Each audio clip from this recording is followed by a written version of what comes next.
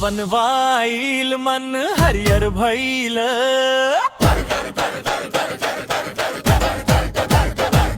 डगरिया में बूंदा पिरसा जड़ गईल।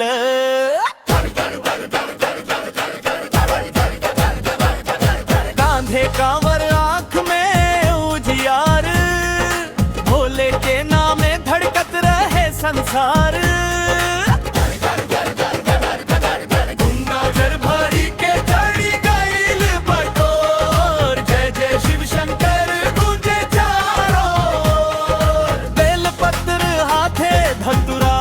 संग लईब भोले बाबा के दर्शन मन से करीब। सावन वाईल हरियर भइल डगरिया, हरियर भइल डगरिया। बोला हर हर बम, बोला हर हर बम। गूंजे नगरिया, गूंजे नगरिया।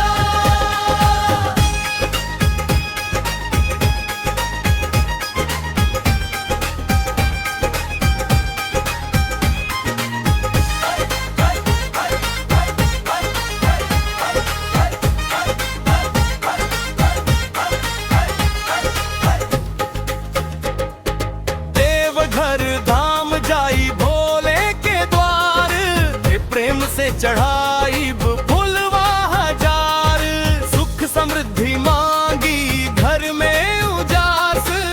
भोले बाबा रखी है सब पर आस। गंगा जल भरी के चढ़ी गईल बटोर, जय जय शिव शंकर गूंजे चारों। बेल पत्र हाथे धतुरा संग लईब, भोले बाबा के दर्शन मन से करीब। सावन वाईल हरियर भइल डगरिया, हरियर भइल डगरिया।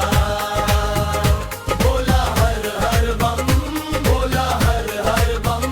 गूंजे नगरिया, गूंजे नगरिया।